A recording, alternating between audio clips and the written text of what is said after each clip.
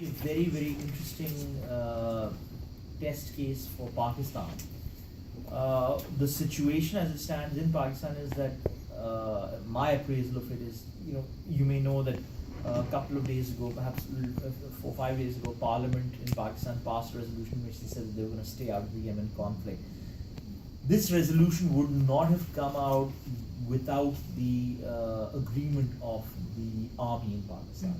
So it's pretty clear, and from individuals that I was speaking to before, who were in the military, they were not keen to go into Yemen. Yemen is going to be the definition of a quagmire.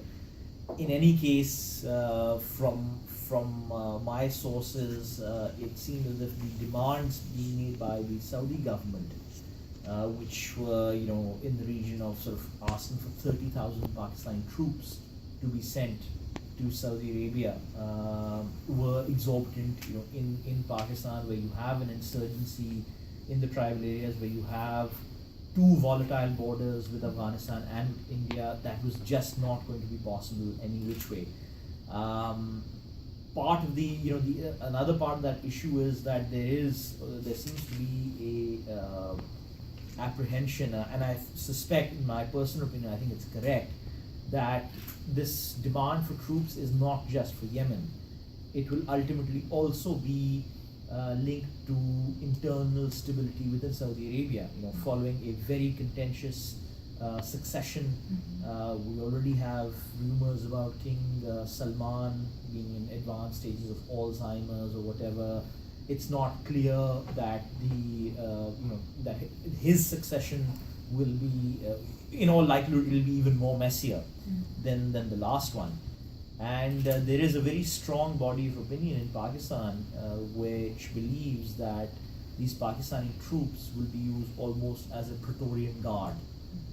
You'll have a very kind of Game of Thrones type of situation in Pakistan. In Saudi Arabia. And so, the reluctance of the state in Pakistan, both the civil and military, is understandable. So I don't think that there is an issue of a coup there, because I think the civilian government and the military is on the same page. The problem is, of course, that Pakistan has very deep and emotional ties with Saudi Arabia. So obviously, there's always an emotional tug because of Saudi Arabia being, the homeland of the two sacred places, Mecca and Medina. Apart from that, the Pakistani establishment, political and military, has very close personal ties. So Prime Minister Nawaz Sharif spent a number of years in Saudi Arabia in exile. He set up a steel mill there, reportedly in partnership with one of the sons of King Abdullah. A host of military leaders in Pakistan has always had close ties. There have been close cooperation on sort of military activity.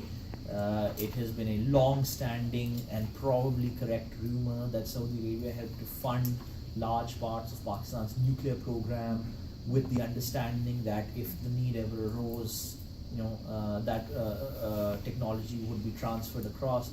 So it becomes very difficult, and I think the reaction that we've seen from Saudi Arabia and some of the other Gulf GCC countries has been one of almost shock, because I don't think that they expected Pakistan to kind of say, no, sorry, we can't.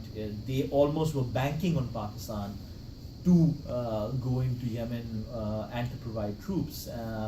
And the other sort of the real challenge here for Pakistan is that if this has led to a very large degree of acrimony and resentment by the Saudis and other Gulf countries like the UAE or Kuwait or Qatar, they have leverage over Pakistan, in the sense that there are over 1 million Pakistani expatriate workers who work in these countries, who contribute a very large amount of foreign exchange in the form of remittances back to Pakistan. And